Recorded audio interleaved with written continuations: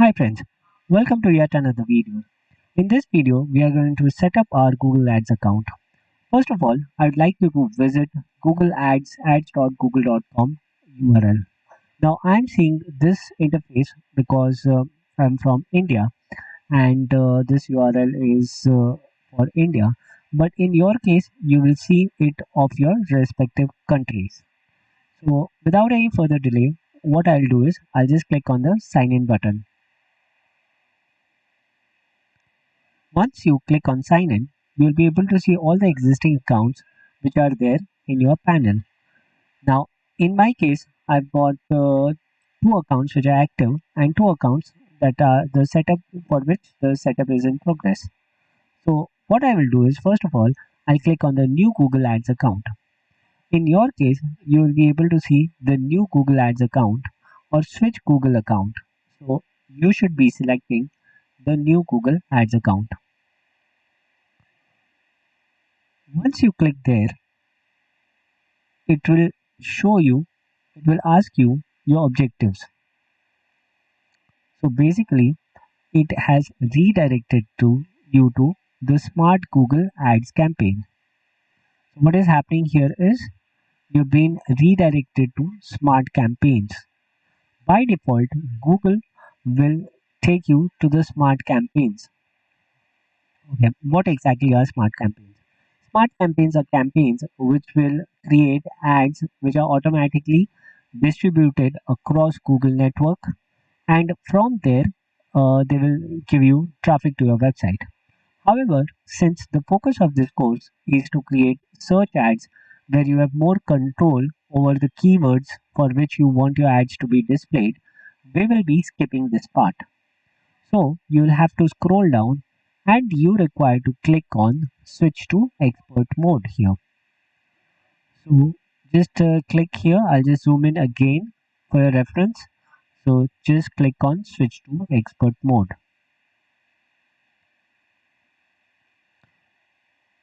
I just clicked on switch to expert mode.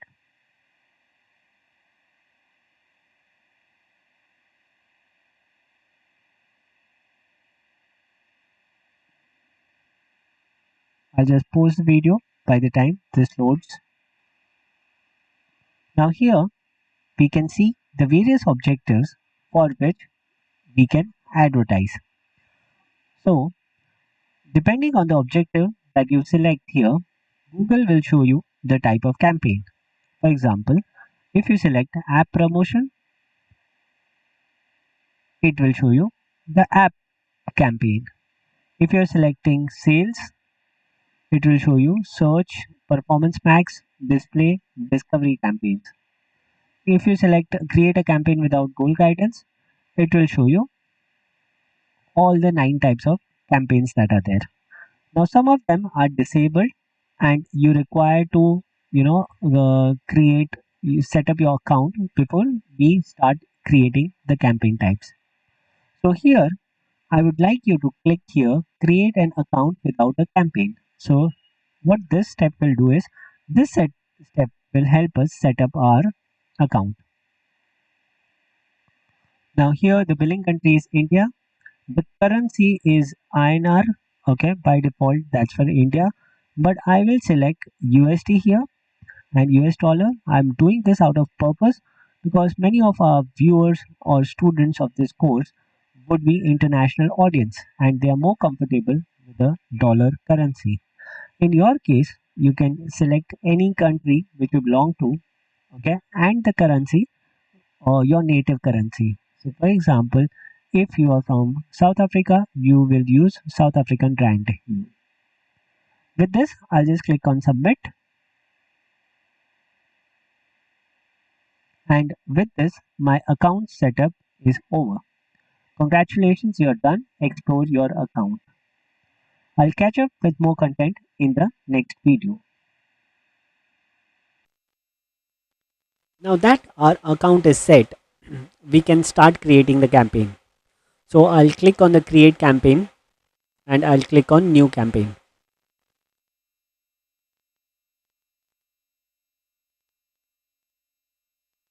Here we can see the different types of objectives that Google offers us to select from. For example, if you're an e-commerce website, you can select objective as sales. Okay, if you are selecting sales, it will show you all the campaigns that are eligible or that can give you some sales. Similarly, if your objective is like app promotion, if you are selecting app promotion, it will just show you app type of campaign. If you want to see all the different types of campaign, you can select create a campaign without a goal guidance. Now here you will be able to see all the different 9 types of campaigns that are there.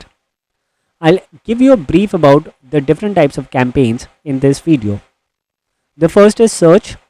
Primarily this course is around search campaigns only. So in this entire course you will be learning how to create effective search ads, how to optimize them, how you can get your competition data and stuff like that. So basically this course revolves around search ads. The next type of campaign is performance max campaign. Performance max campaign is a campaign where your ads will be run across the Google platform. That is, they will be run on display network, they will be run on YouTube, they will be run on Google search engine, all the places. The agenda of this campaign is to make sure that the maximum performance is achieved for your campaign. What do you mean by the maximum performance? For example, if you're an e-commerce website, Google will try to give you maximum sales. If you are a blogging website, it will try to give you maximum subscribers and so on and so forth. So based on the business type, it will try to optimize and maximize your end result that you are looking from these campaigns. Similarly, these metrics can be set in all the campaigns. Your search, display, shopping, all the metrics or all the campaigns. But Performance Max campaign has been newly launched only to target your performance and make sure that you are achieving that performance irrespective of the platform where your ad is being served. Display network ads.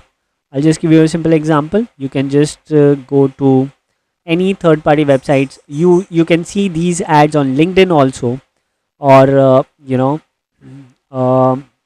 any other website which is partnering with Google. You can see these ads.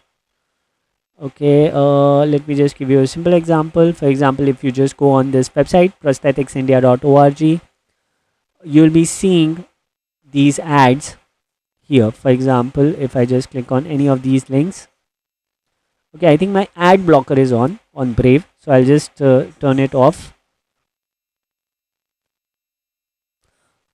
and the page will reload again. Let me just click on any of the links here.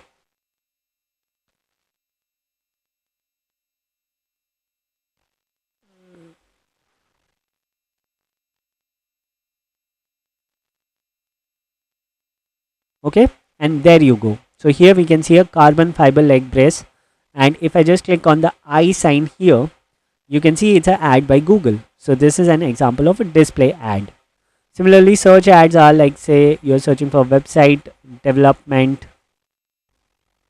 company on Google, and you are seeing all the different types of search ads that are coming on the top.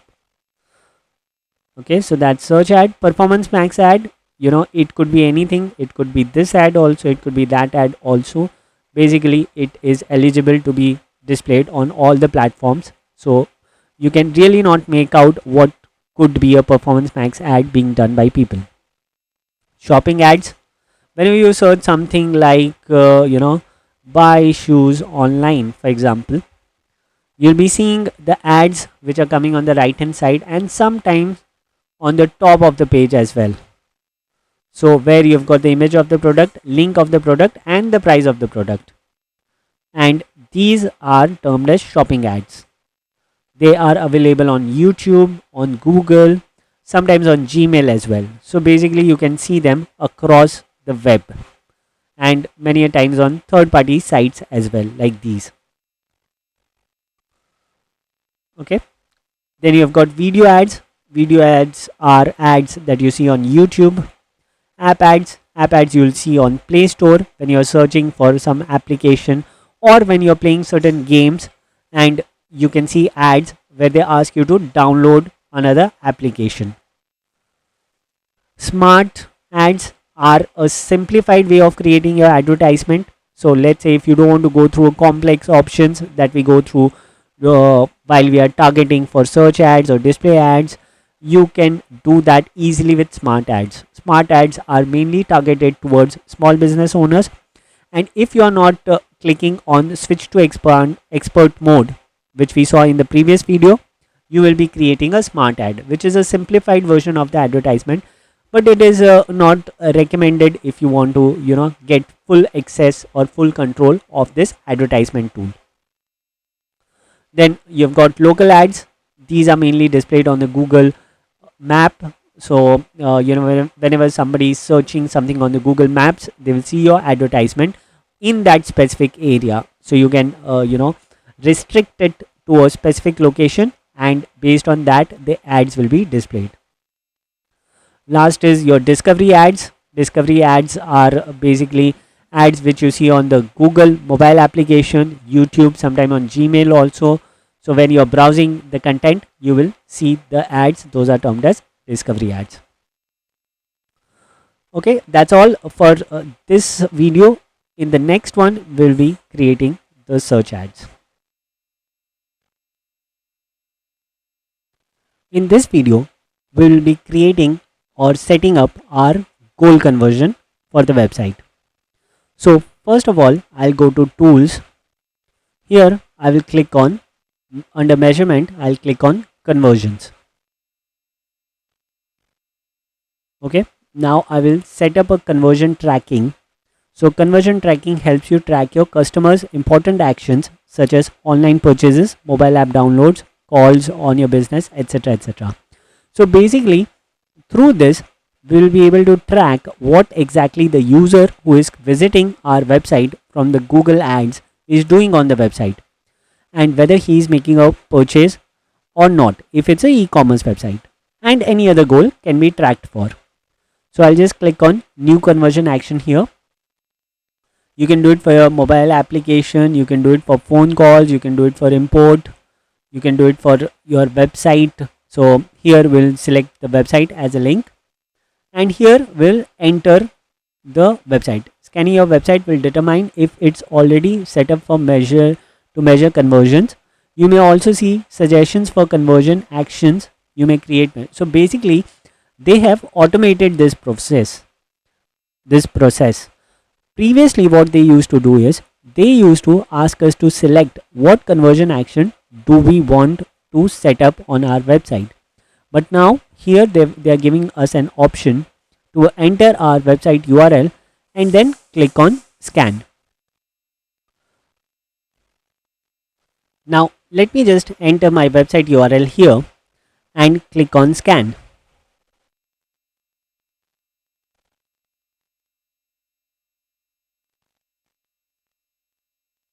Okay, create conversion actions automatically from the website event. Set up conversion action without code if you can identify on your website. Okay, so basically what it is asking us here is you can create a conversion action without inserting any code if you can identify the steps through which you can achieve the conversion.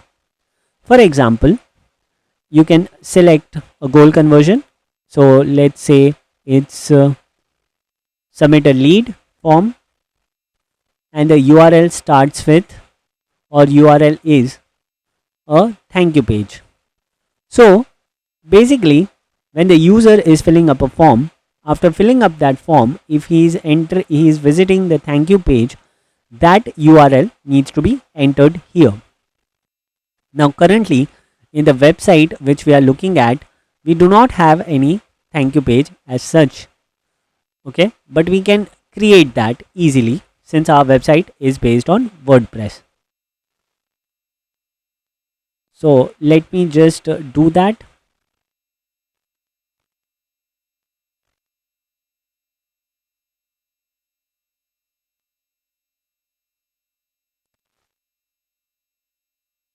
So I will pause the recording by the time I'm finished doing this, because this is really not with regards to the advertisement. Now I've created the page. I can copy paste this URL in here and I can click on add. So whenever somebody visits this page, okay, it will trigger a conversion on the ads. So let's say if somebody clicks on our advertisement, submits his or her detail on our website, and then is redirected to the thank you page, then this conversion action will be triggered by Google. Okay, set up conversion actions manually. If you use transaction specific values, ID, etc. If you want to measure clicks on the button, etc. Okay, fine. So now this is something which we have created, create conversion actions automatically from the website event. So this is what we have done it from the website event automatically. Now here there is one more option to do it manually as well. So let me just click on the plus sign here. Now here you can see the categories. What are the different categories of your action do you want? So let me just select purchase here. So the first one are sales category, purchase, add to cart, begin checkout, subscribe. Second is lead category, contact, submit a lead, book appointment, etc. And then there are more categories such as page views and others. So here we'll be selecting purchase. Okay, add purchases to the account by default goals. So basically the purchase goal will be set as a default goal. Primary action used for bidding optimization. Conversion name will add it as purchase only. Values. What do you want to be the value of this purchase? Ideally, if you are selling only one product on your website, then it will be use same value for each conversion. But let's say if you are a e-commerce website that is selling a lot of things such as Amazon or Flipkart, then you will be select a different value for each conversion. You can have a default value of maybe $100. Okay. Last is count every. Count is basically how many conversions from the same user should be noted by Google. Now, since it's e-commerce, no matter how many transactions a single person does, he is eventually paying money to you. So it should be every. Click through a conversion window, engaged view conversion window, and view through conversion window. So now these three windows, click through conversion window means the user has clicked on your ad but has not immediately purchased. He would purchase within 30 days of span, then that person will be considered as a conversion by Google Ads. You can change this window from 30 days, you can reduce it to 1 week, or you can increase it to 90 days as well. Similarly, you've got engaged view conversion. How long to track conversion after a video engagement? So let's say if a user has seen your video on YouTube, has done some engagement with it or seen your video, and within 3 days if he is purchasing, then it will be considered as a engaged view conversion window. View through conversion window means the user has seen your ad, he has not clicked on it, but he has directly visited your website and purchased within 1 day, then it is considered as a view through conversion window. Last is the attribute model. Okay, so it is data driven. Attribute means which click do you want to give the attribute of the sale. If it is the last click, the last time when the user clicks on your ad, the credit goes to that specific click. If it's a first time the user clicks on your ad and then second time, third time he clicks on the ad, but the the conversion value will be attributed only to the first click. The top one is data driven, which is recommended by Google, so you can keep it that way. Now you can just click on done, and here you can just click on setting again, and okay, we'll just click on done. Now we can save and continue.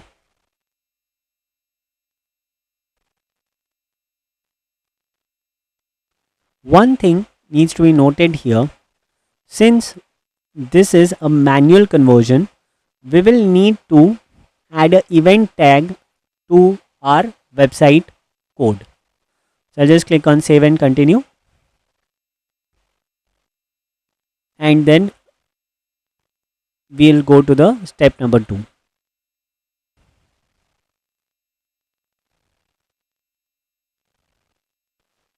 Okay, now once we have clicked on save and continue, we will get the code for HTML and AMP, which we can insert it into our website.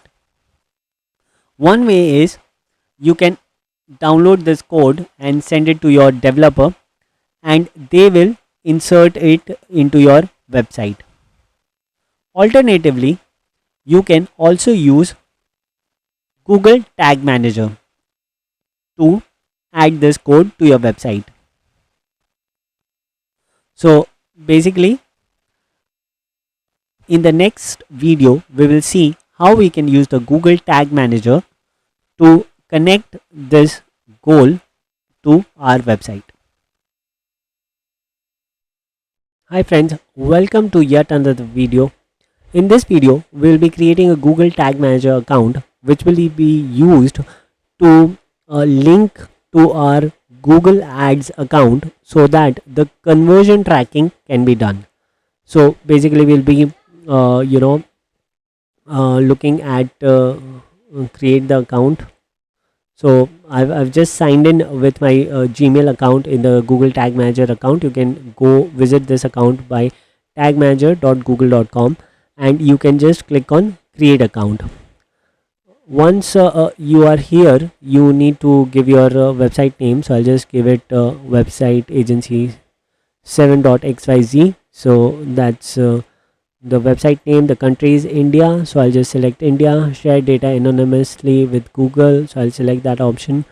Container setup, my website. So basically this is where you want the tag manager to be installed. So we'll just copy paste the website link here. Okay, so we'll just the name cannot and dash restricted character this. Okay, so basically there's some restricted characters which are there. Okay, fine. So it's not the website name, it's the container name. Okay, now target platform, you can install this for iOS, Android, AMP server, but we'll do it for the web since it's for the website, and we'll just click on create. Now here it will show us all the terms and condition. We need to accept the terms and condition, and then we'll just click on yes.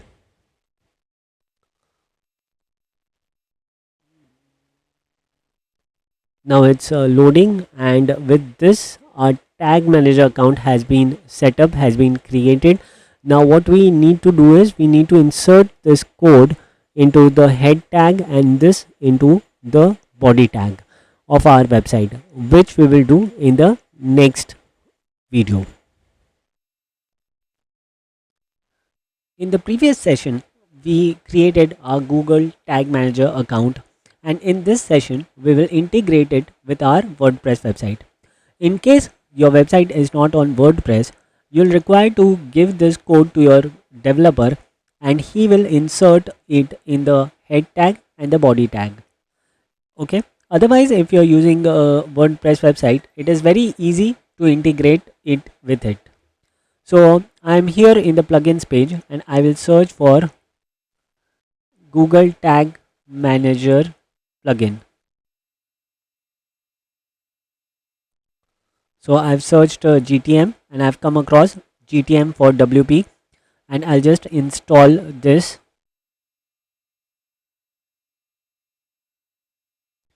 and activate this plugin.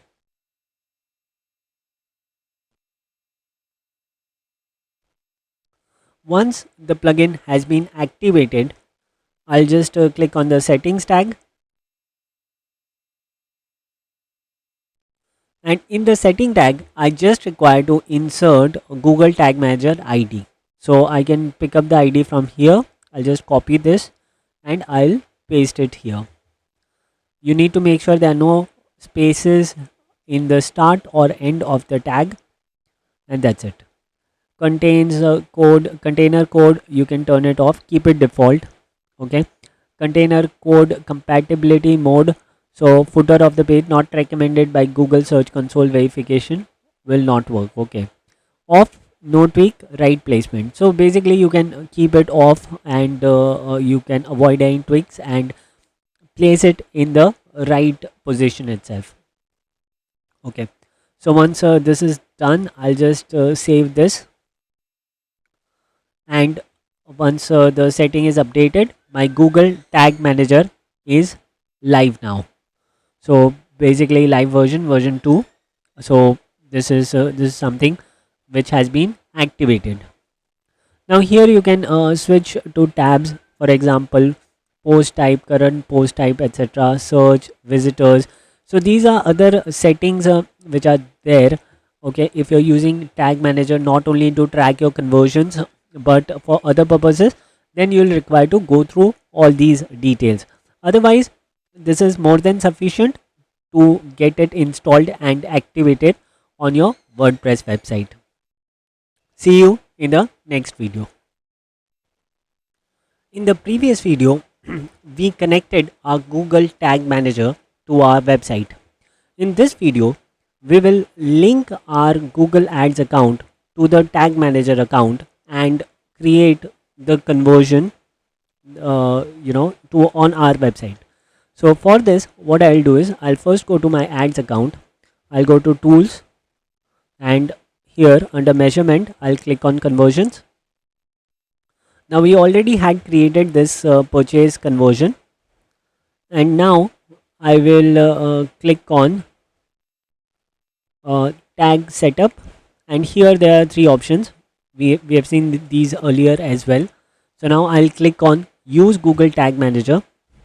Now here I get the conversion ID, conversion label, and now what I'll require to do is I'll require to create a conversion linker tag and add it in the tag manager. Now since our website is already linked to it, what I will do is I'll go to tags on the left hand side. I'll click on tags here.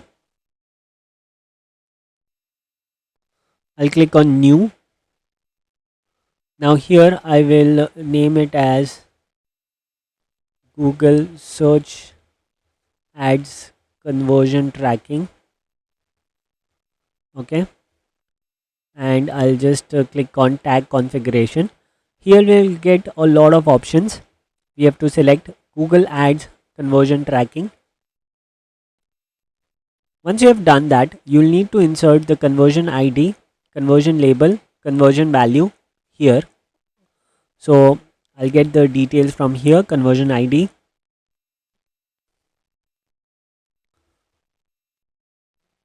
conversion label,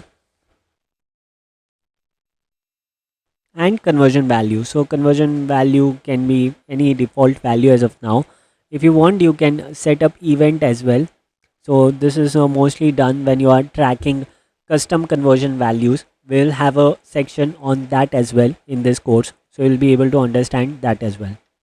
Transaction ID, so this will be blank again for now. Okay, these are some advanced options, so we'll leave it blank, and we'll now before we save, it will require us to create conversion linker tag is missing in the container. So what I'll do is I'll click on create and enable linking on all pages. So we are linking it on all the pages, and I'll just click on save here, conversion linker. Yes, I'll name that, and once this is done, I can click on save. This tag does not have a firing trigger, so we'll just add a firing trigger. on all the pages. So basically a trigger needs to be added, triggering, I missed on that, and firing trigger can be all the pages. You can have it on specific pages also, checkout pages also, but to be on a safer side, you can have it on all the pages.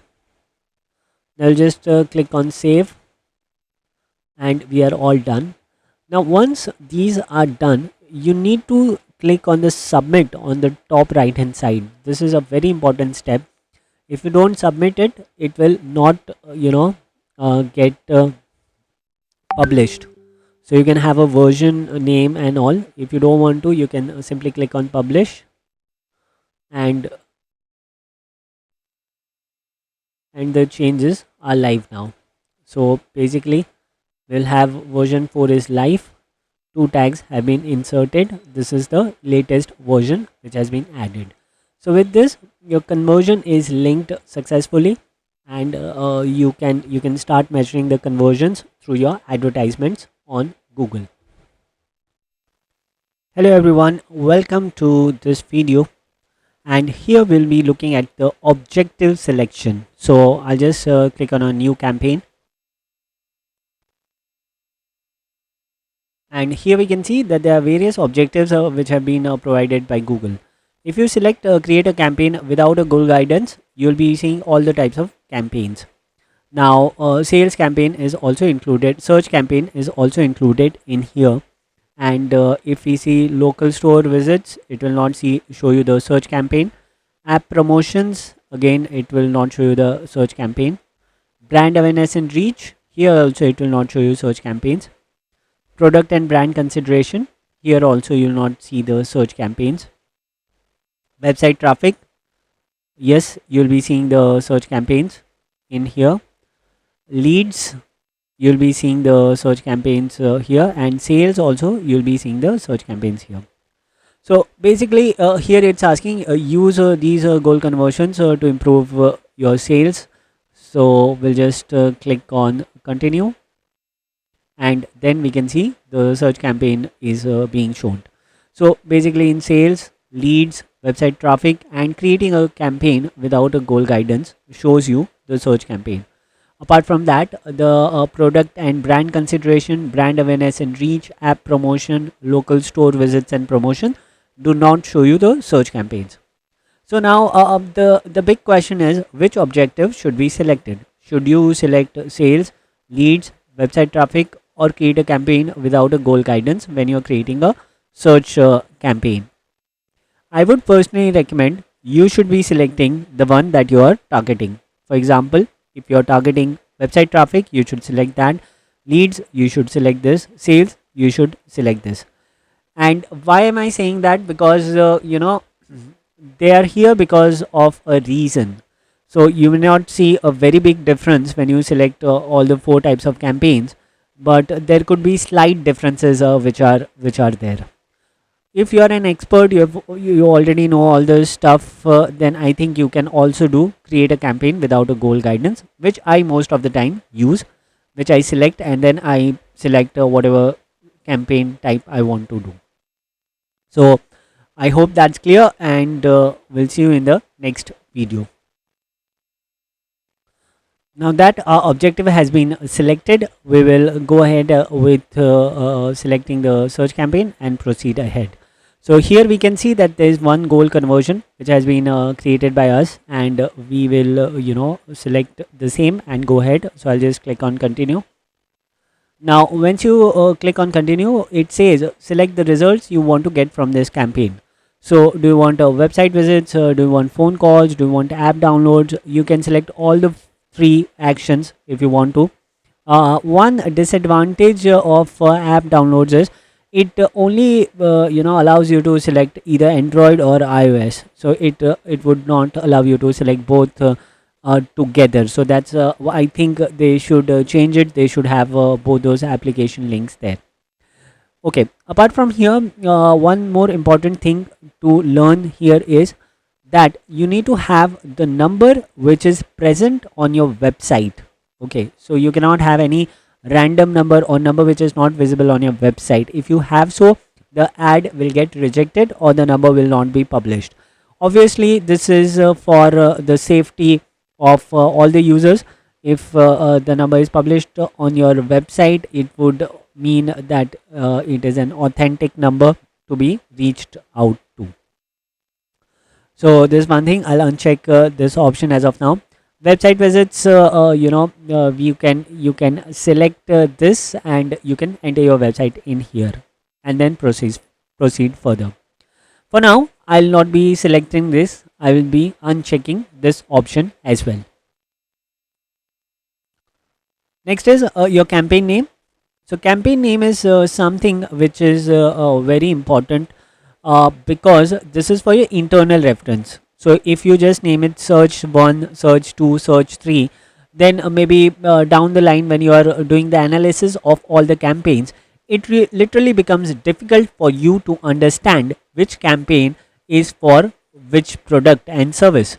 So I would recommend, if you are putting it search, you can put it search SEO ads, or search SEO targeting, or whatever XYZ. So you can name it to your product. So first parameter would be your campaign type, and second would be the product for which you are doing, and third parameter could be the location.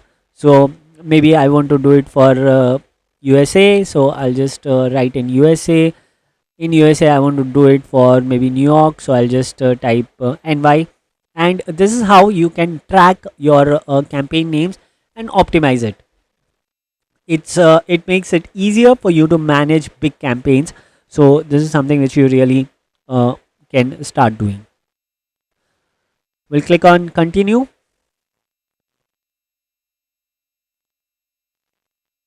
Next is the bidding phase. Okay, now since we have already set up a conversion, it is giving us what do you want to focus on. It is giving us conversion as a active option. If you have not already set up the conversion, you can do that by going to tools under measurement in conversion. You can check the video. Okay, you can find one of the videos where we have done this. Mostly you will see it in the top section, above section. You will be able to see this. Okay, once you have, which option should you be selecting? Should you be selecting conversions and conversion value?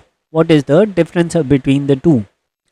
Conversion means the number of converts that you are getting from the ad campaign. So here Google is counting the count. Okay, it's counting the total number of conversion you got through Google.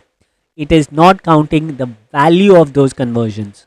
Okay, whereas if you select conversion value, it will track the value. So this value, it can be dynamic value which comes from your e-commerce website, or it could be a default value which you have set. Most of the time, if you are targeting a value, it should be a dynamic one coming from your e-commerce website. Now why is this important? Let's assume that you are an e-commerce website and you've got variety of products ranging from, let's say, $10 to $100. Now if you're getting let's say 10 sales, okay, for a $10 product, your total revenue is $100. Okay, so now if your conversion numbers, if your conversion number is 10, okay, you may end up getting 100 as a revenue, but Google will say that it has achieved whatever conversion value you're looking at. Conversion you are looking at has been achieved. So you have to be more specific, and in the conversion value you can say that you're looking at a revenue of maybe $500.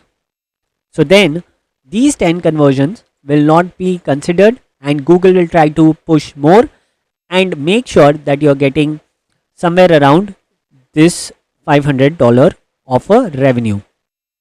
Now this is only possible once you have created your conversions and set them up on your website.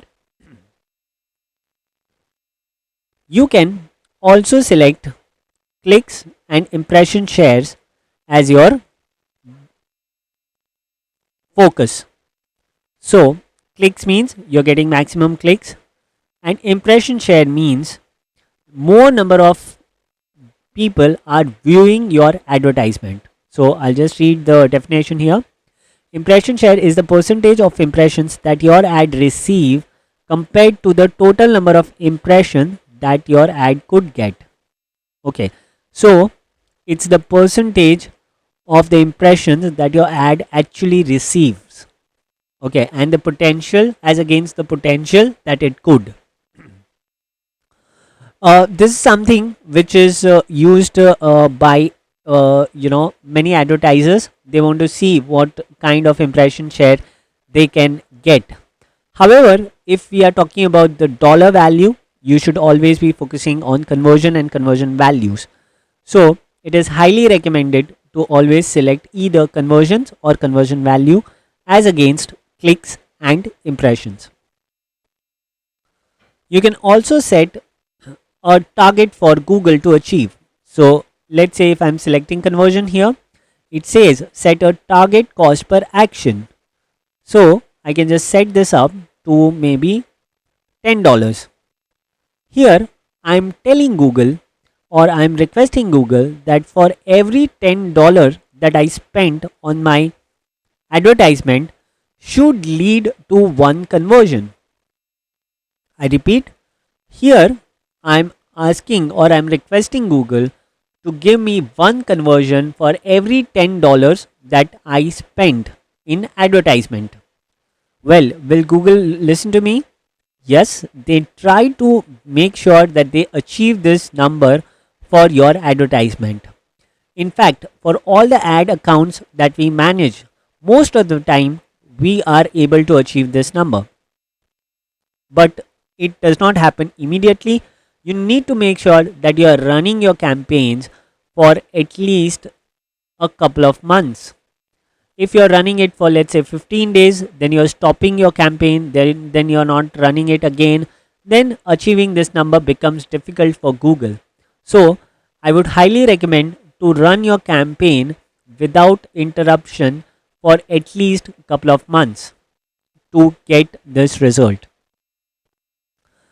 If you're selecting conversion value, it will ask you to set a target return on ad spent.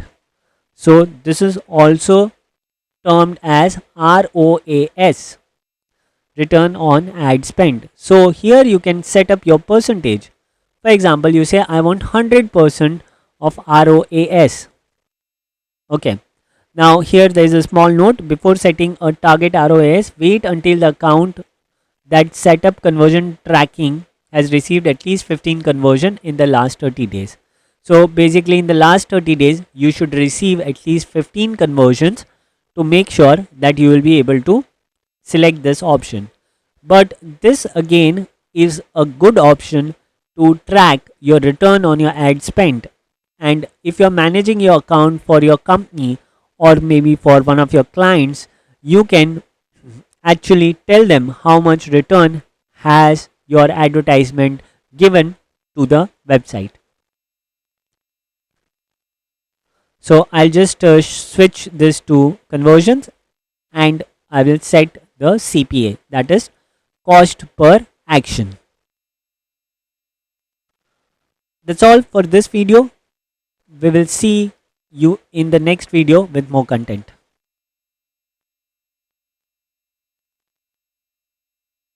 We'll click on next. Now here it shows the network where we want our advertisement to be appearing. The first is the search network.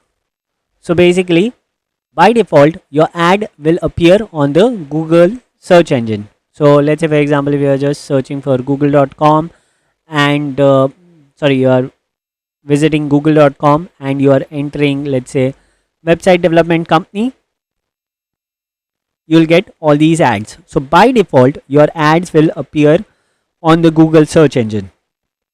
Then there is a small checkbox here which says include Google search partners. Now what exactly is Google search partners? Search partner is any website that uses Google search engine for its internal search purposes. I'll give you a simple example here. You can visit insideim.com,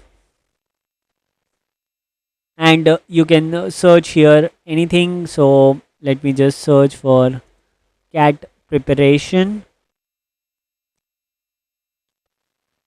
Okay, now this site, the search is powered by Google. Can you see search for cat preparation on Google? So now all the results that are being displayed here are the results of inside IM only. Inside IM category cat preparation, inside IM, inside IM, inside IM. However, on the top your ads can also appear. So though the search is displaying all the results by insideim.com, but still it would show certain ads powered by Google here. So if you want your ads to be displayed in these types of websites, then you can select this option of include Google search partners. So I would always recommend you should be selecting this, because irrespective of whether whatever website it is being displayed on, you will get more visibility and more traffic to your website from this. The next option is display network. Okay, now Google had started to show the search ads on the display network sites as well. Now what exactly is a display network sites? I'll just open cafinal.org, so you can visit this website yourself. When you visit this website, you can see there are ads powered by Google coming on this site. Can you see ads by Google? If you just scroll down, you will be able to see one more ad which is coming here, Giga Projects. Okay, so that is again ad by Google. Here we are empowering the next generation. This is also ads by Google. So you can see that there are various ads, okay, ads by Google, which are coming by Google on this website. Now this website is termed as a Google partner because it is displaying Google site on it. Okay, so Google is asking here whether you want to include Google Display Network. So your search ads will be displayed on websites such as cafinal.org, not necessarily only on this site. It could be any site which is relevant to the category for which you are advertising, just to give you the maximum exposure and clicks. Now, if you are creating a separate display network campaign, then I would recommend you should unselect this option, because unnecessarily you will be spending more on the display network campaign on on that campaign, and here also some portion of your budget will be spent on the display network campaign. However, if you have no plans of creating a display network campaign, you should select this option. Okay, so the it's very clear that if you are creating a display network campaign separately, then you should uncheck this option, and if you are not, you should select this option.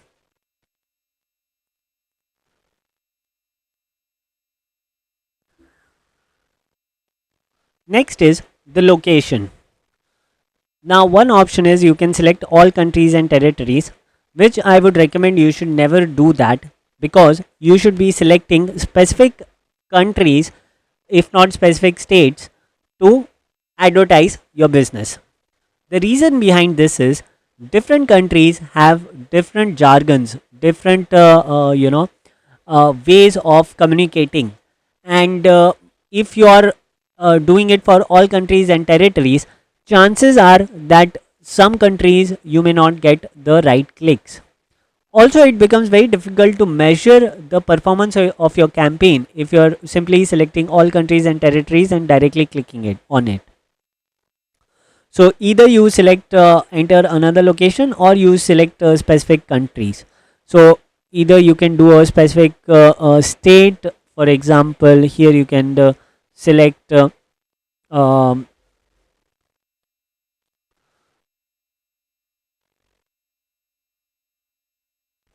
New York. You can select California, anything, any state you want, you can include.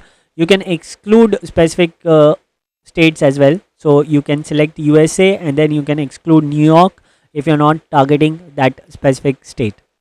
Similarly, you can click on advanced search, and you can also select the location and the radius as well. So let me just select Bangalore in this case, and you can select the kilometers, like for example how many kilometers radius do you want to target, and based on that Google will show the advertisement to the target audience. So you can also enter specific pin codes to make sure that you are targeting those pin codes only. So let me just enter a pin code of Mumbai. Okay, and you can decide the number of meters or kilometers where you want to target, that you want to target from here. So this is quite advanced. For the sake of simplicity, I will select India in this case. Next is the languages. You can select multiple languages. Okay, there are all the options, almost all the options are available here. So you can also select all languages. So in one go your ads will be shown to the devices of all the languages. Select the languages your customers speak, so you can select that according to this thing. Again, um, to be more precise, you can segregate it based on different languages. So let's say you can have different campaigns based on different languages, to see which one is working in your favor and which one is not working in your favor. So all these segregations, all these breakups will definitely help you in measuring your performance and making improvements that will increase the conversion rate of your campaigns. The next option here is audience segment. So I'll just select click on this. This will allow you to narrow down the type of audience that is going to see your ads. So you can just browse here, or you can search from here. You can search here, you can write like for example education. So you'll see all the categories that belong to education, technology, education, educational resources, business education, educational resources, childcare education, etc. So you can select it directly from here. This is one option that you can select. Second is browse, and you can browse people, you can browse the categories. So basically you can select who they are, what is their parental status, what is their marital status, what is their education qualification, what is their home ownership status, what is their employment status. All these options you can select from. So whether they are working for a small company, large company, very large employer, so what exactly, which industry do they belong to, are they in the construction industry, education sector, financial industry, you can select those options as well. So basically browse will give you all the options that are there. And it's not only about selecting these options. More importantly, you'll require to select these options and run experiments around them. So you can create one campaign with a specific selection, and then you can change your selection criteria, and based on that you can mix and match and see which what is giving you the best results. Let me just add a few one. For example, parents of an infant, toddlers, preschoolers. All those that you add will come added in the right hand side. Okay. Next is you can also select the targeting setting for this campaign. So targeting means if you're selecting observation, it says don't narrow the reach of your campaign with the option to adjust the bids on selected segments.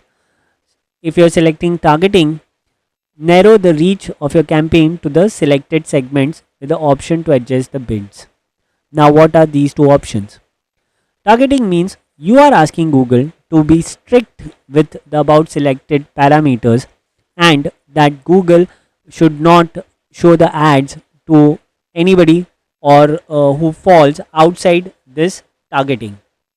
However, with observation, you are telling Google to keep these selections in mind, however, not be very strict while showing the ads, and it may, uh, conduct its own experiments to make sure that you are getting the maximum conversions.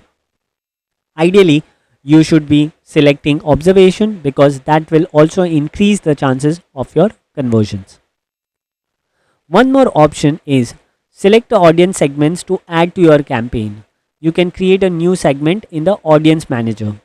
So from the audience manager, you can also create a new segment. So I'll just open the audience manager in the right tab, in a new tab.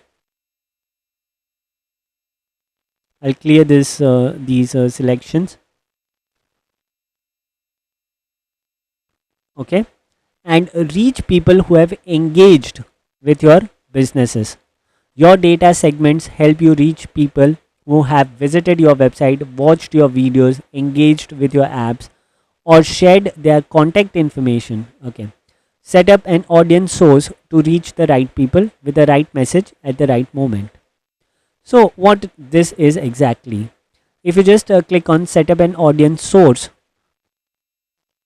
you will be given a lot of options such as Google Ads, tags, Google Analytics, GA4 and Firebase, App Analytics, YouTube, Google Play, Ads Data Hub, and Zapier. Okay, so basically, what it is asking you to do here is you can link all these channels to your Google Ads account. Okay, and you can create a audience source to which you can reach out. For example, I can create, I can link Google Analytics to Google Ads, and I can see and reach out people who have visited my website in the past.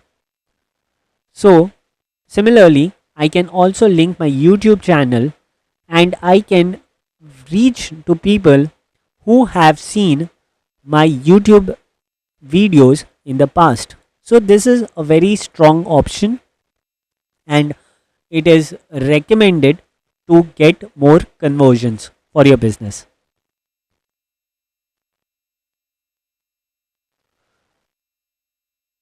That's all for this video. We'll see you with more content in the next one. Now we'll look at some more settings which are here. We can just click on it. Ad rotation, optimize, prefer the best performing ad. So here there are two options. One option is where you ask Google to rotate the ads irrespective of which one is doing the best. The second option, which is recommended by Google, it says prefer the best performing ad. So it will prefer to show the users the ad which is giving you the maximum conversions. I see no reason to change this. So I would recommend you should always select prefer the best performing ads.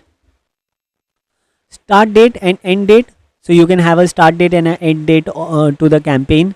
So basically, I always recommend everybody to have an end date. If you're continuously running your ads and it's a e-commerce site, you're making profit out of it, that's a different story. But if you are an event company, you are running an event and the event is on a specific date, you should always set an end date because many a times we see ads of companies whose event is over and still the ad is running on Google. That's mainly because somebody forgot to switch off those ads, and it's always better to automate it and set a end date for it. Next option is ad schedule. So this is a tricky one. If you are new to this, you should always select all day unless you are very specific. Let's say for example, if you are a club or a resort and you want people to know about you and plan a quick vacation or maybe a quick trip to your place. In those cases, maybe you can select a Friday and you can schedule your ads in maybe afternoon or late afternoon, so that people who are looking for that kind of places can immediately come across your advertisement and plan their trip. So ad scheduling is totally depends on the type of business you are into. If you are a restaurant, or if you are a club, or maybe you can schedule your ads somewhere in Friday end of day or something. Okay, next is your campaign URL options. So basically you can select a tracking template uh, which will help you understand specific performances, that how your ad is doing. And this is mainly used when you are using a CRM system and you want to collect specific information from the URL. So each advertisement or each campaign can have a separate uh, parameters being passed to the URL, and then you get an idea that how well a specific URL performed or a specific campaign performed through it. Okay, next is ad rotation that we spoke about already, and the last is dynamic search ads. What exactly is a dynamic search ads? Dynamic search ads means that Google will crawl your website and it will show create ads for all the pages that are present on your website. So let's say for example, if somebody is searching for uh, my website and he's saying privacy policy, so he says my website name and privacy policy, or let me just Flipkart privacy policy. I'm not sure if an ad will come up. So ad has not come up. But let's say for example, if I have the dynamic search ads created, and if I search for Flipkart privacy policy, then this page will become a ad which is automatically created by Google, and it will be displayed on the first place. So the disadvantage the disadvantage of dynamic search ad is you will not have full control of which pages are being shown as advertisements. So select a domain and language. Okay, English. Use Google's index of my website. Use URLs from my page feed only, and so on and so forth. So I would recommend you should not be switching this option on if you are if you have specific landing pages on your website, and if you are not a very big e-commerce website. In those cases you should not be switching this option on. If you have got multiple pages to advertise on, multiple landing pages which are, so let's say if you don't mind anybody visiting any of your pages on your website, you can switch this option on. Okay, with that we'll click on the next. In the next video we'll be talking about the keywords. Next we have to select the keywords for which we want our advertisement to be displayed. There are two options. One is you can enter one keyword per line, for example website development, and maybe website or you can separate them with comma. So website, then comma SEO, then comma Google Ads, and so on and so forth. So I prefer to write one keyword per line because that makes it much easier for us to check the keywords rather than putting them separated with a comma. Uh, it is not that you require to manually enter all the keywords here. There are two ways of doing that. One is you can enter the product name or the service name here. For example, if I write website development, okay, and I click on get keywords, so I will be getting the list of all the keywords which are related to website development. Now it's up to me what all keywords I want to keep in the ad program and which ones I want to remove. Another way is you can enter your website landing page URL.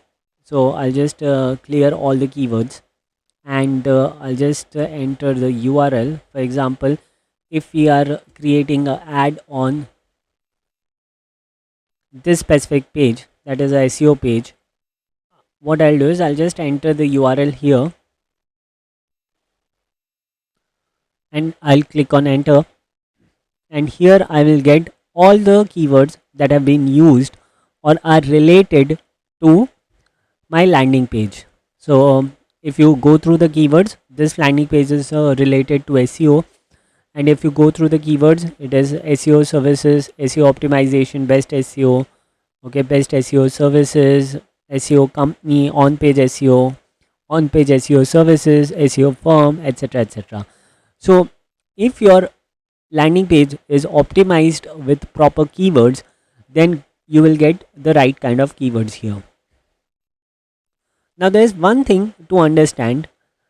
There are three types of key phrases or key match types. Okay, so it is generally termed as a keyword match types. If you can see here match types, this is what I'm talking about. The first is broad match, where you just write the keyword as it is, like we have done best SEO providers. Okay, now there is no quotes, no square brackets around it. If you add quotes around a keyword, okay, like this, as shown here, keywords phrase match, it becomes a phrase match keyword. I'll explain you the difference between the phrase match and broad match keyword. For now, just understand, if you're adding quotes around it, it becomes a phrase match keyword. The last is exact match keyword, where if you're writing the keyword in a square bracket, it becomes a exact match keyword. Now what's the difference between these keywords? Broad match keyword means if any of these keywords is being searched for example, instead of best SEO providers, if they search for SEO providers or they search only for SEO, still your ad will appear to the user. Okay, because the match type is broad match type. By default, most of the people who are not aware or who do not pay attention to this page advertise for broad match keywords itself. This could be a good strategy, but then it is also important to see your performance for those keywords, and based on that, you can exclude certain keywords or search terms for which your ad is being displayed. Phrase match. Phrase match means the phrase or the term is included in the search query. So SEO services company will be included in the sentence that the user is searching on Google. For example, if I am searching for which is the best SEO services company in India, since the sentence contains SEO services company, okay, my ad will be displayed for the user who is searching that. The last is SEO firms. Under exact match. Now, if somebody is searching exactly the same keyword as your firm, then only your ad will be displayed. Then only your ad will be displayed. Otherwise, your ad will not be displayed. I repeat, exact match means when exactly the same term is being entered in the search engine, then only your ad will be displayed. Otherwise, your ad will not be displayed. Similarly, phrase match, if a sentence contains this phrase, then only the ad will be displayed. If the phrase is typed as it is or with a slight variation, then also the ad will appear. But the phrase is given more importance. Whereas in broad match, it does not matter. Even if one word of the keyword is used, then the entire, uh, you know, the advertisement will be displayed there. Okay. So this is the difference between broad phrase and exact match. When you should be using which one? Let's say, for example, if you are a service provider and you know that most of the people are searching on these terms, then you should be targeting phrase match. Otherwise, it is always recommended you start with broad match and then you check the search terms for which you're getting conversions, and you remove the search terms for which you are not getting conversions. Okay, so we'll talk about that option in a later section when we are evaluating the search ads.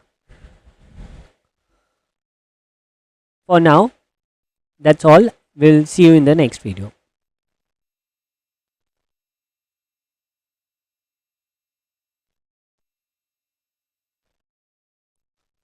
Now there's one more way in which you can analyze the keywords. So you can go to tools, and under planning you need to click on keyword planner. So I repeat, under tools you have to go under planning and you need to click on keyword planner.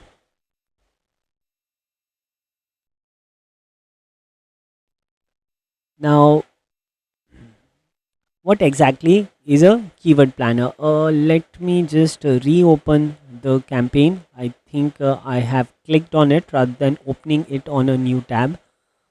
So I'll just open the keyword planner in a new tab. So I'll just right click and open it in a new tab here.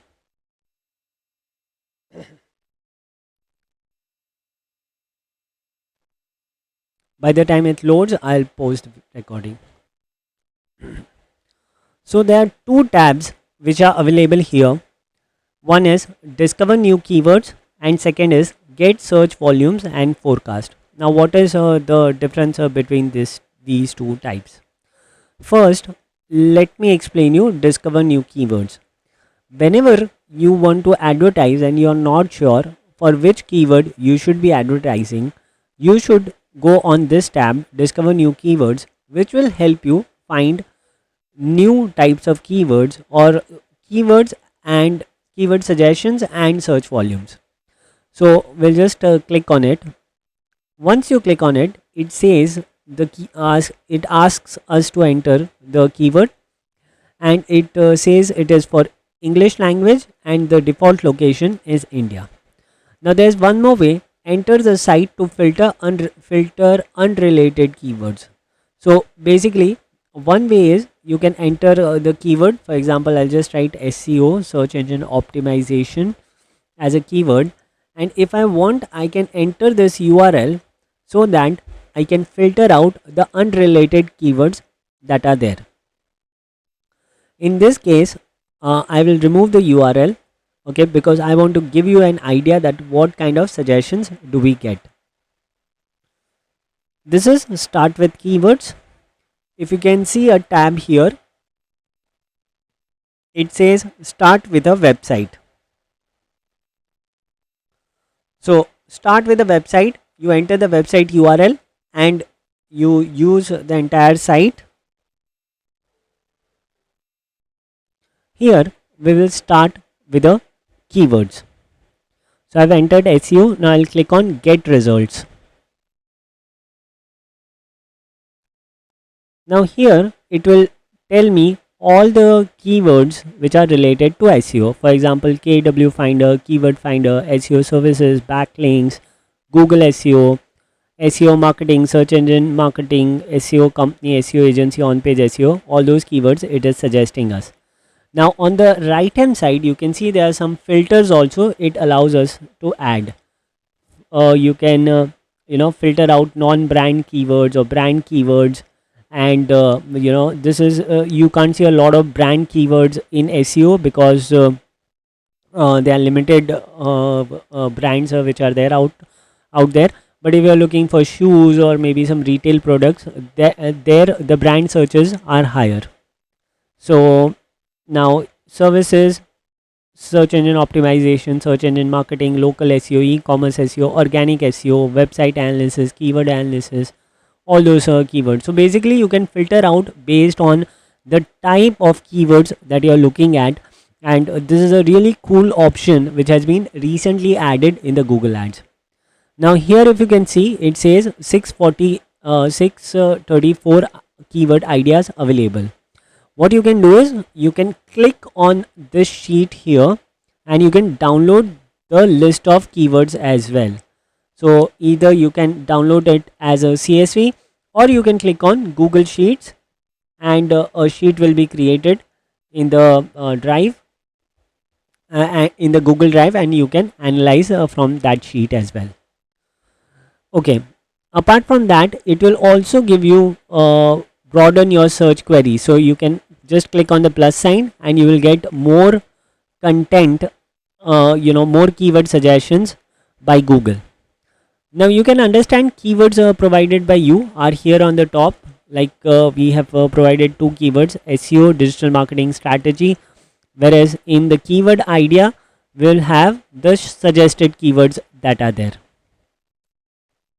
Okay, so this acts as a really good tool for taking a call on your Google Ads keywords, finalizing Google Ads keywords. Not only that, you also get to know the competition for the keywords. So competition here is low, and you can see the top page bid is $0.05, and top page bid high range is $1.74. Now this is because it's in India, so the price is a little bit low. So I'll just change the location to United States, and once I select this and click on save, so I'll get the per click value of the term in USA. So in USA it's 3.93 is a low range, and high range is 15.60. Okay, and we have got many more suggestions. It has 1877 suggestions as against the 600 which was only for SEO. So the more keywords you add, the more suggestions you get. You can also change the language from here. You can change to your favorite language and you will get suggestions in those languages as well. So this really is a good way of brainstorming the keywords for which you want to advertise. And we can now move to the second option which is there in the next video, where we we just get the search volumes and forecast based on the keywords that we enter. See you in the next video. Okay, so in this part we are going to talk about get search volumes and forecast, this section. So here Google will not give you multiple suggestions. What you can do is you can simply copy paste whatever keywords you have shortlisted. You can upload via Excel as well, and Google will just give you insights for those specific keywords. Not only that, it will also give you some forecast as well. For example, let me just write SEO services, SEO SEO company. Okay, so let's just search with these three keywords, and I'll just click on get started. Once I do that, I will get a search volume, average monthly search, which we got in the previous report as well. 3-month change, if there is any change or not in the search volumes. Year on year change, yes, SEO service has seen 900% increase in the search volumes. And next, you'll see the competition, whether it's low, medium, high. So SEO it's low, SEO company it's medium, SEO services again it's medium. And you'll also see the search volumes. Okay, top page bid, low range, top page bid, high range. So you'll see all these options that are there. Again, the location here is India. I'll just change it to USA, and then let's just see how it goes.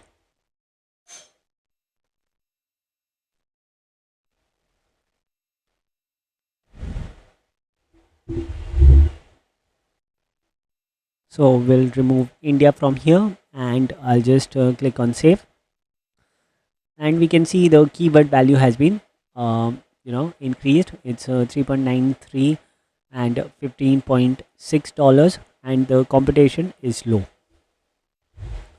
So basically, based on the area for which you are trying to see, it will change.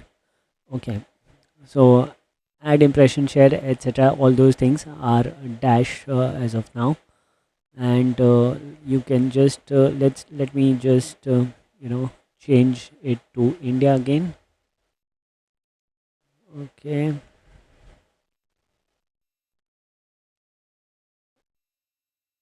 and here you can add more keywords. You can just click on the add sign.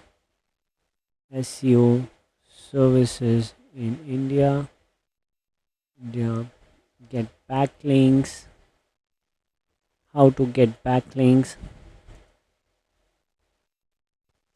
buy backlinks, and so on and so forth. So basically, I'll just again, you can see here they've given the option of broad match, phrase match, and exact match. Okay, so we'll just select the normal match which is there. Okay, and here we can see we are getting more competition, account status, whether it's added in the account or not, and so on and so forth. You can add one more column to this table, and which I recommend you to do that, so you get an idea about the competition that is there for these specific keywords. Now you'll just require to click on the top right hand side here on the columns. Okay, and here click on custom. Okay, sorry, here click on modify columns, and here we'll select competition indexed value. Okay, we'll select this, and I'll click on apply. When you are doing that, you get an idea about the number of competition that is there for that specific keyword. Okay, here we have got the competition in terms of high, low, medium, but here we get the indexed value. Okay, so based on that, for example, the indexed value for SEO is also low, competition is low, and how to get backlinks is also low, but SEO is little less competitive than how to get backlinks, because the value is 17, whereas the value of how to get backlinks is 22. So this is also a good method of getting the exact difference between a low competitive keyword and a little less low competitive keyword. Okay.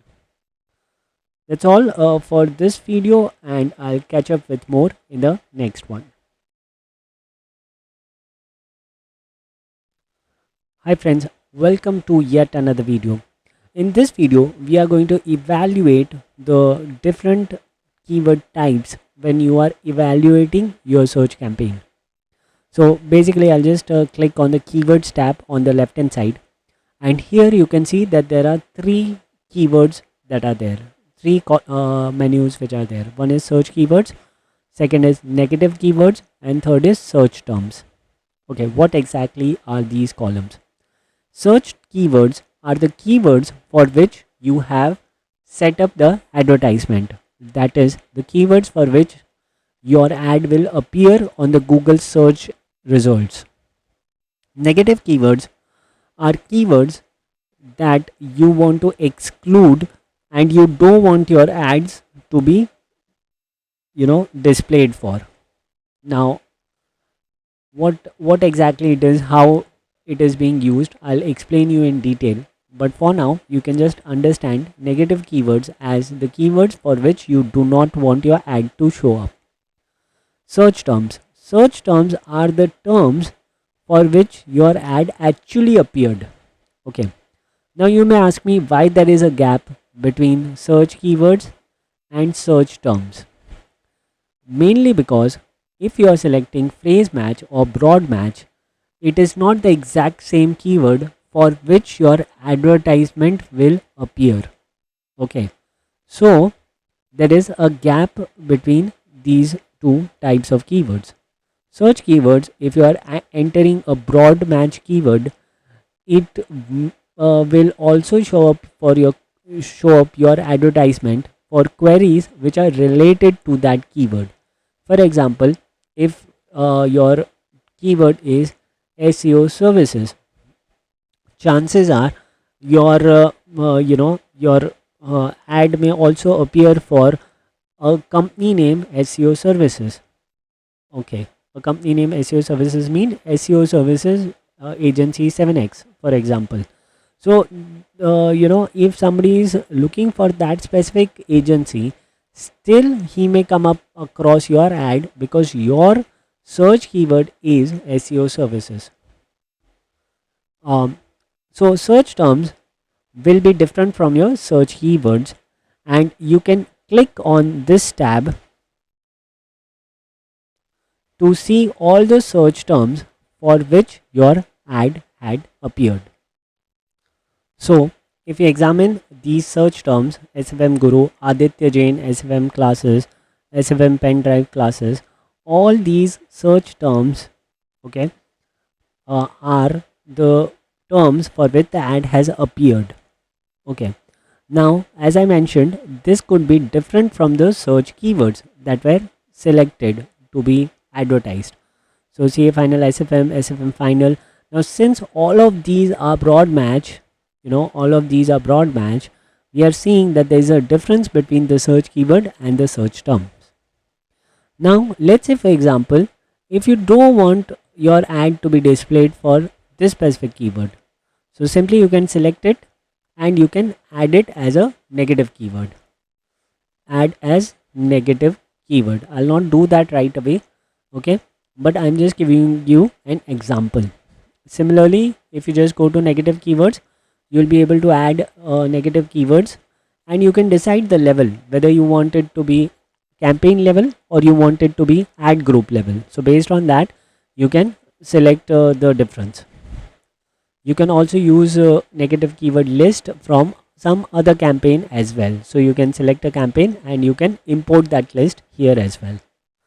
So basically, once you run your search campaigns, it becomes very important for you to make sure that you are checking the search terms regularly to ensure that you are not spending the amount for clicks for keywords which are not relevant to your business and may not give you any sales or conversions. I'll see you with more in the next video.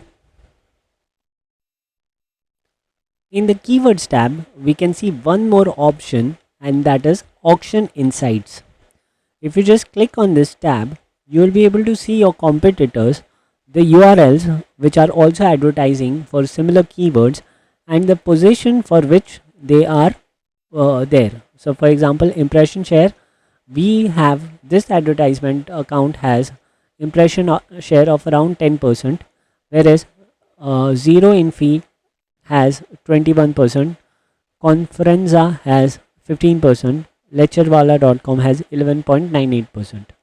So now if you see overlap rate is dash dash dash, and because this is you, okay, here you can see the overlap rate of 31, 19, 15%, position above rate, and top of the page rate. Okay, now this becomes very important for you to analyze that how top of the page rate is how often your ad or your ad was shown at the top of the search result. So basically how often have you been on the top of the Google search results. Now here we can see that we were on the top for 76% of the time, which is not bad. Okay, but if you compare it with Lecturewala or let's say for example Conferenza, so they were about 80% of the time they were on the top of the page. So this is something which we can improve, you know, over time, and try to ensure that we are getting the maximum top of the page rate. But this table overall will give you a good competitive insight, and whether you are lagging behind by a huge number or not, that is also something you will be getting an idea about. Now, if you remember, one of the goals could be impression shares. So let's say for example, if you're not getting a good impression share from here, what you can do is you can create a new campaign, and which will have a impression share as a goal conversion and not just conversion, which will help you to get more impression shares compared to your competitors. That's all for this video. I'll catch up with more in the next one. Hi, welcome to yet another video. In this video, we are going to talk about spyfew.com. Now, what exactly is this tool and why are we talking about this tool in the middle of our Google Ads course? Well, mainly because this tool is an awesome tool which is going to give you a complete idea about the profitable keywords that your competitors are, you know, getting the best conversions from. Okay, so how does this tool work? Obviously it's a paid tool. You can sign up for a free demo. The pricing is quite reasonable. If you are a, you know, established website, you can opt for the basic plan, where you will be charged around $33 a month for the annual plan, and $39 a month for the monthly plan. And they will give you 6 months historical data, and a lot of offers are there. Okay, so they'll be offering you a lot of data here. Now how exactly this tool works? Okay, so what you require to do is, let's say for example, let me take a example of Myntra.com here. Now this is one of the e-commerce websites in India, and what if I just want to see how much they are spending on Google Ads and all, I can simply paste the website here, and let me change the country to India, and here let me click on search. We'll wait for the results to load. Okay, and here you get a complete overview of the monthly budget. Okay, estimated monthly Google Ads budget is $195 thousand, and 195 or 196,000 USD. You can see it here. Okay, estimated monthly clicks, PPC clicks are around 19,000. You can see the organic clicks are 13 lakh 8,000. Estimated monthly SEO clicks is this much. Monthly SEO click change is minus 46,000. It dropped by 46,000. 99% of the traffic is organic traffic. And here you can see on the left hand side there's a lot of tabs which are there. You know, the domain overview, competition. Okay, what are the major competitors of this specific websites? What are the paid competitors of these websites? Shared keywords. So basically, what are the shared keywords between the competitors and this website? Okay, top keywords. You can also see the top keywords which are for organic and paid top keywords. Also you can see here. You can see all the paid keywords as well, but you'll have to sign up for the paid account to get access to the complete report. Okay, if you just go back here again, and you can see Google Ads um, advisor. So it's giving you Google Ads, top Google Ads buy recommendations. So Baggett brand, etc. Okay, Google Ads history. So it's giving you the historical information about the Google Ads, Indian jewelry online India, and stuff like it. Log in to see the results. Log in to see the results. ranking history, again it's showing you the ranking history, etc. Though this tool is also used for SEO, but it is one of the most accurate tools when it comes to PPC research. Okay, so you get a very comprehensive information about your competitors, what kind of keywords are working for them, and you can also use those keywords, because obviously if they are your competitors, those keywords are working for them, they will definitely work for you. Now here it's just showing the brand keywords, because Myntra is a big website.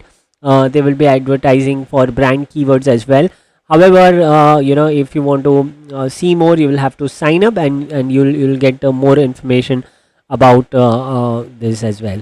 So this is very important, because just relying on Google for the keyword is something which becomes if you are a big brand, then it's not recommended. You can get a product such as SpyFew, and from there you can definitely make the most out of it. That's all for this video. I'll see you in the next one. Welcome to yet another video. In this video, we'll be creating a search ad. Okay, so right now you can see on the top bar, we will be able to see the ad strength, okay, which shows incomplete right now. And we can see ad headlines, include popular keywords, all those details here. So this top section will, work as, or uh, act as a guide for you to see how good or influential your advertisement is. Okay, at the final URL to see the headline, description, suggestion. So this is basically, all these things are given in here. Now I'll break down the first part of the video. Let's see what exactly is a final URL. Final URL means any link where you want your advertiser to go. Okay, so let's say for example, if this is our link, agency7.xyz/SEO, I can put the link here, and that is going to be my final URL. Now please note, if you have not already done SSL for your website, and it will give you this warning here. Okay, to ensure that your customers information is protected, use HTTPS whenever possible. So basically Google is suggesting that you should have HTTPS enabled. So if you still are using a non-secured version of your website, I would highly recommend you can buy a SSL. It's very reasonable. Your hosting provider will only provide it to you, and you can integrate it into your website, or your hosting provider will help you integrate it with your website. Next is the display path. So now here you can see the final URL. We have got agency7.xyz/SEO. Okay. However, here in the ad URL, we can see that there is no SEO or anything mentioned here. It's just agency7.xyz. Okay. Now, why is that? Display path means the link. You can add a URL to it. So basically here you can just write SEO, and automatically it will get displayed in your preview as well. If you want to write something else, for example, if you want to write services and SEO, then you can do that also. Does it require to be the actual link in your website? No, it does not. This is just to make your URL look good, to look beautiful. So that's the only reason why this is being used. Okay. One case it could be like you may use a UTM parameter or UTM builder link. Okay. So UTM builders are basically used to track where the user has come to your website from. So basically in your campaign, you can add a UTM link, such as the campaign ID. You can write SEO, the source you can write Google_ads, and so on and so forth. So all these parameters make the URL little ugly. Okay, it makes it little long and little ugly. It's not very easy to read, and if you're using that kind of a final URL, this basically will not be a good user experience. That's why Google has come up with something called as display path, which will make sure that your URL looks good. Next, if you just scroll down further, you can see there are headlines, and Google is suggesting some headlines based on the keywords that you have shortlisted. So now one trick that I will show you here is will really help you in optimizing your ad in a good manner. So basically you can open a cursive bracket here. When you do that, it gives you three options: keyword insertion, countdown, location insertion. So basically you can select any of these options, and your first headline will be a dynamic headline. What does a dynamic headline mean? It means that whatever the user is searching, based on that this will change. In the keyword insertion, it will be the keyword that the user is searching for.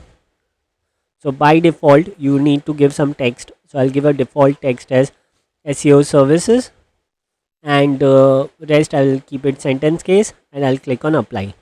Now if you can see, by default all the keywords suggestions have become green.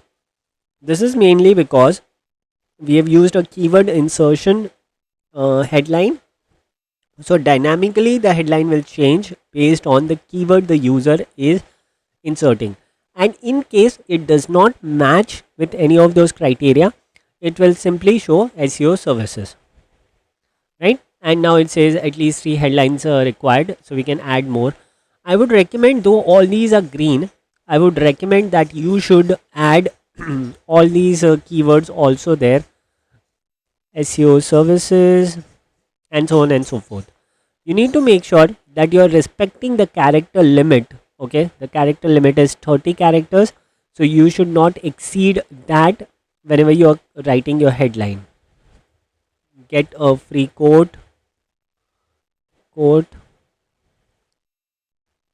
hire an expert.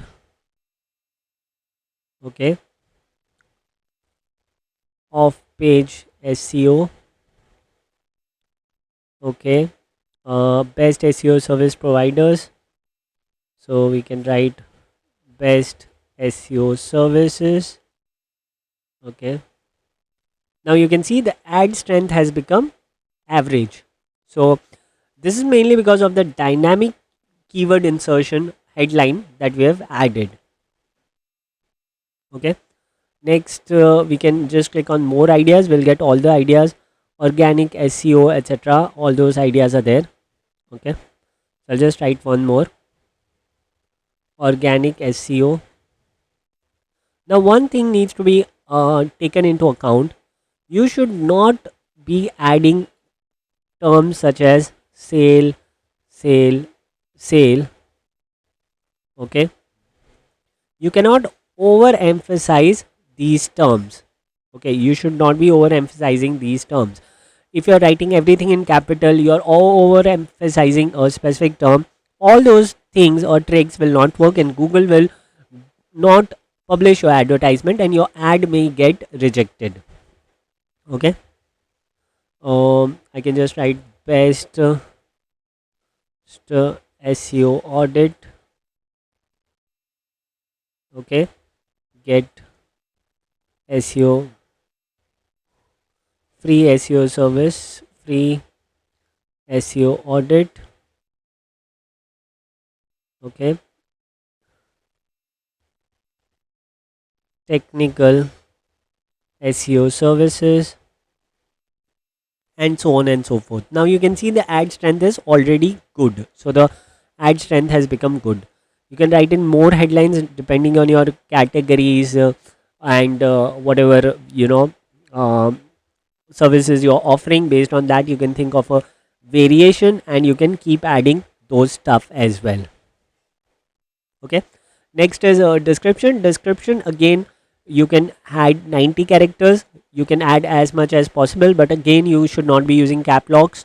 You should not be using terms such as sale, sale, sale, free, free, free, discount, discount, discount. All those things will not be accepted. You can write discount once. So there are good number of extensions also. We'll be talking about them as well.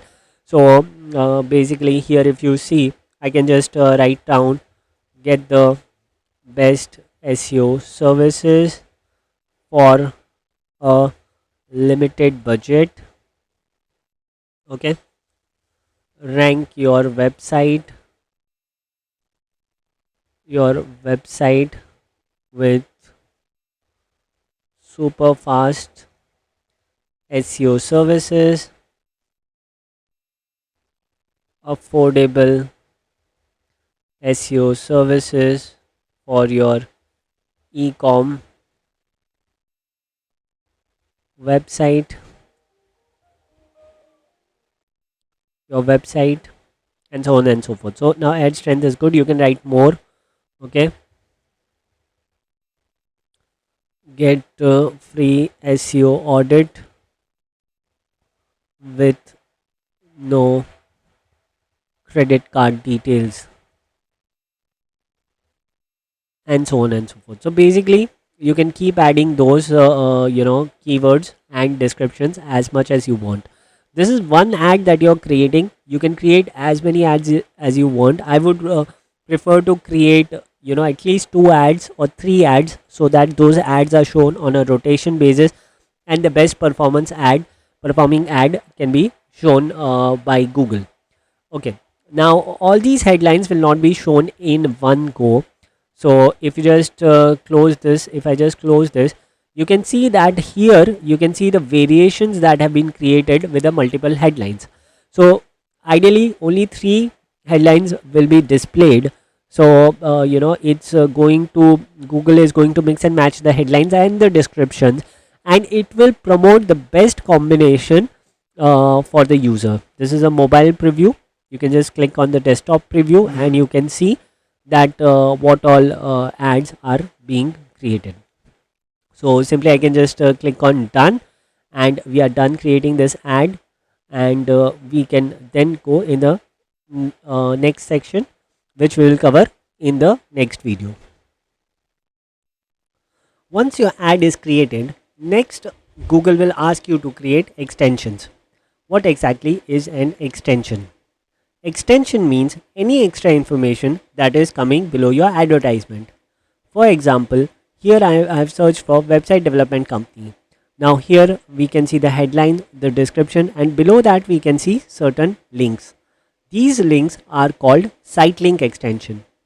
Similarly, there are many ads where you can see site link extensions, and these provide extra information to the customer, and the chances of getting a click or a traffic to your website increases because of these extensions. Now there are different types of extensions. Like here we can see there is a phone number added, that's a phone extension. Sometimes you will also see a location extension. A location icon will be seen there. Mostly it's seen from the mobile devices. Sometimes you'll also see a lead form extension. What exactly is a lead form extension? Through this, you don't have to visit the website to submit your details. When you click on that extension, a small pop-up will appear on Google itself, and you can submit your details on that, and through that Google will send that data to the advertiser, and advertiser will contact you for more details. So now let's look at the extensions that are available here. So first is site link extension. Here you can give the site link text, description, final URL. Then you can give a site link to. Descriptions are recommended but optional. You can leave them blank also. But I would personally suggest you should have the recommendations added as well. Same applies for all the 4 site link extensions. So you can add 4 site link extensions. Okay. And once you add all these site link extensions, no, it's not necessary all the site link extensions will be shown together. It will be shown on a rotation basis by Google. So you should be adding as many extensions as possible. Next is call out extension. Call out extension is one liner or two liners, okay, with around 25 characters that you can add below your description. So whatever description you are adding to your advertisement, below that these call out texts will appear. So here you can mention few things like 100% results guaranteed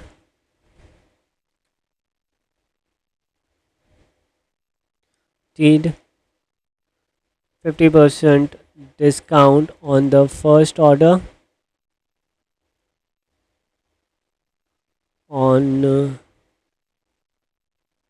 order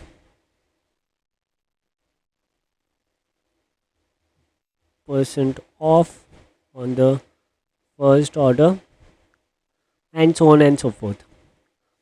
Similarly, there is something called as call extension. Call extension, your phone number will appear around the advertisement, and this number needs to be mentioned on your website as well. Otherwise, it will not get approved. Then there are more extensions. App extension, you can add your mobile application links which will appear below the advertisement. Then you've got structured snippet extensions. What exactly is structured snippet extensions? They will have a header. So basically you can select a language, whatever language you want. Okay, so we'll just select English.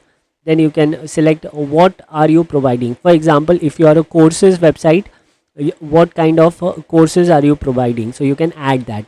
So structured snippet is a more organized way of adding to it. So let me just write SEO courses, digital marketing courses,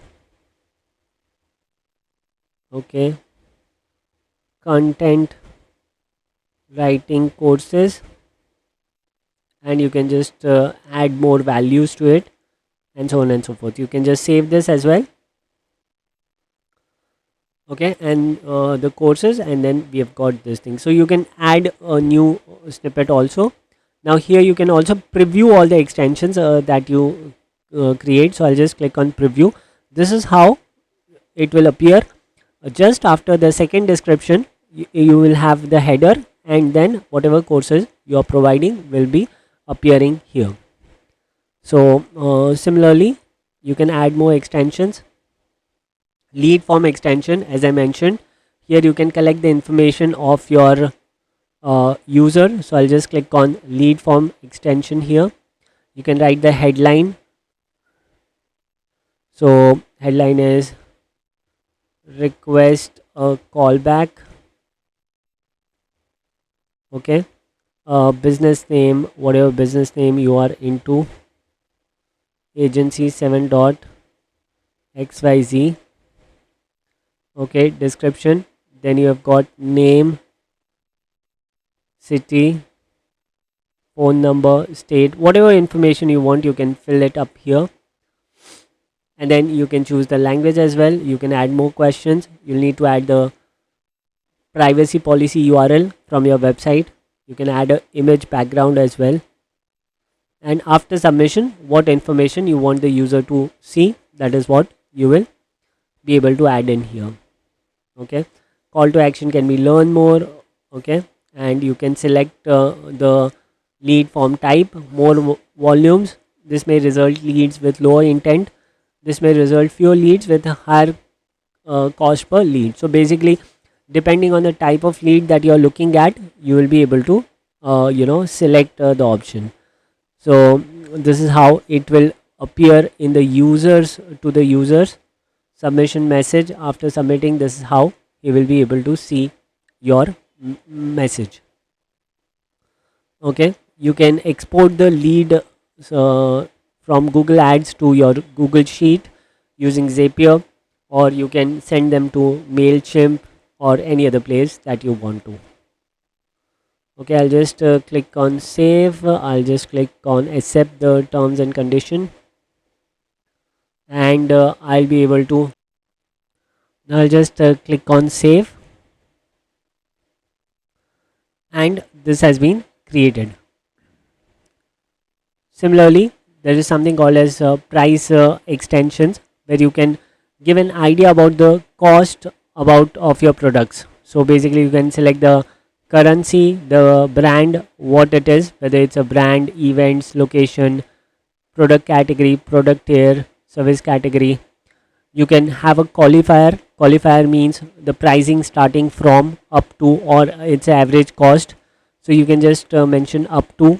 Okay, you can write the heading SEO services. Okay, and you can write the pricing as $99 for per maybe per month price. And similarly, you can give the description, final URL. You can have a separate URL for the mobile devices as well, so that is also something which you can add. And you can add more information there. Yeah, the description and the final URL are mandatory. So once you have given this, let me just write some dummy content. Best SEO services. Okay, this much we have got character limitation, and then we can add a final URL there. You can save this, but at least you need to give 3 extensions. So then after that you will be able to publish this extension as well. Apart from that, there is promotion extension. Promotion extension mainly deals with the discount that you are providing. So whether it's a monetary discount, percentage discount, up to monetary discount, up to percentage discount, and then you can add if it's a percentage discount, you'll get a percentage sign there, and you can write 30% off item, final URL, promotion details on orders over, okay, maybe $100. So basically you can also mention that this deal is available only for sales over $100. You can have a start date, end date, and then you can click on save. And you require to write the item, so I'll just write SEO services, and final URL again I'll just mention the link here, and we'll just click on save. Okay, similarly then there's app extension. As mentioned, you can add your Android or iOS extension here, and you can create 2 extensions, one for your Android application and one for your iOS application, and that will be all.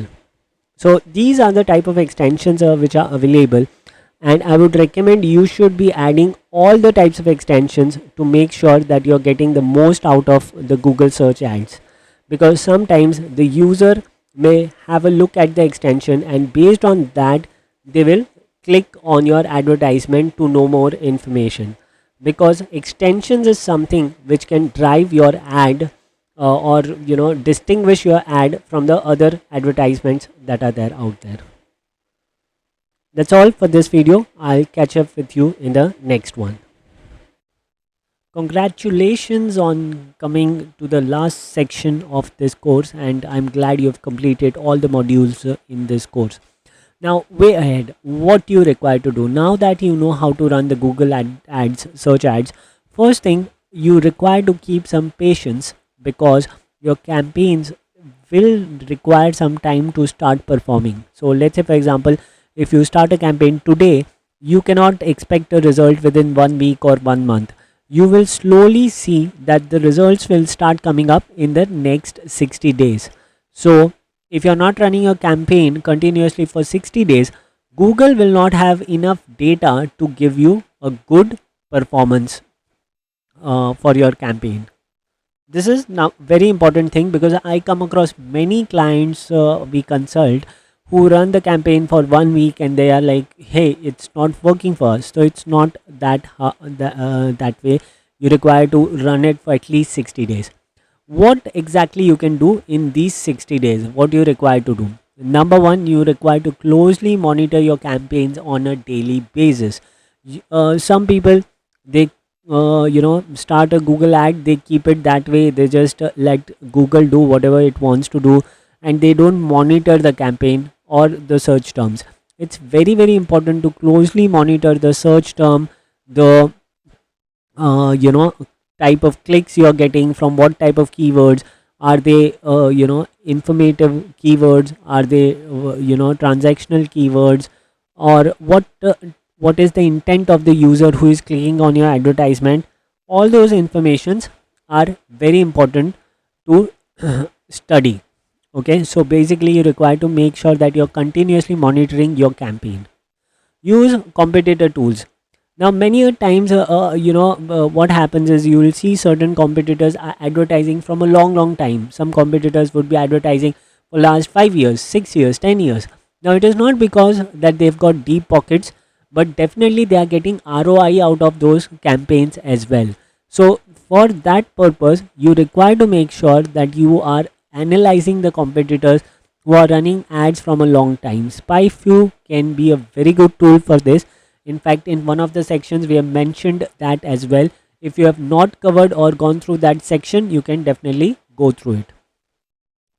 Fourth point, experiment. Keep experimenting with the keywords, keep experimenting with different headlines, different call to actions onto your website, and see how it comes out. Okay, see how it comes out, and based on that, you can improvise. But obviously, you need to measure it on a daily basis. Okay, if you're not doing that, if you're not monitoring your campaigns closely, experiment would definitely not benefit. You can create two landing pages, you can do a A/B testing, you can create a version of your advertisement, you can create a B version of your advertisement, you can have different set of audiences targeted for A and B versions respectively, and based on that you can start experimenting for your ads. Last is enhance your brand. So PPC performance is really dependent on your brand value as well. For example, if I see two ads, one ad of a company I have never heard of, and second ad of a company which I have heard of. So let's say for example, if in company A is a well-known brand and company B is a new brand, obviously my inclination will be towards A, no matter how good copy the B brand would have used. So even if the advertisement is out of the world better than A, I will prefer to have the A brand, go with the A brand, because the branding is well known. It does not mean that you cannot benefit out of, or B will not benefit out of it, but it will have a little bit of difficulty convincing the customers, since the brand will be new and people are not aware about it. With that, I will close this section and the course. I wish you all the best. We will keep updating the course on a regular basis, so please keep checking it back on a regular basis. All the best, guys.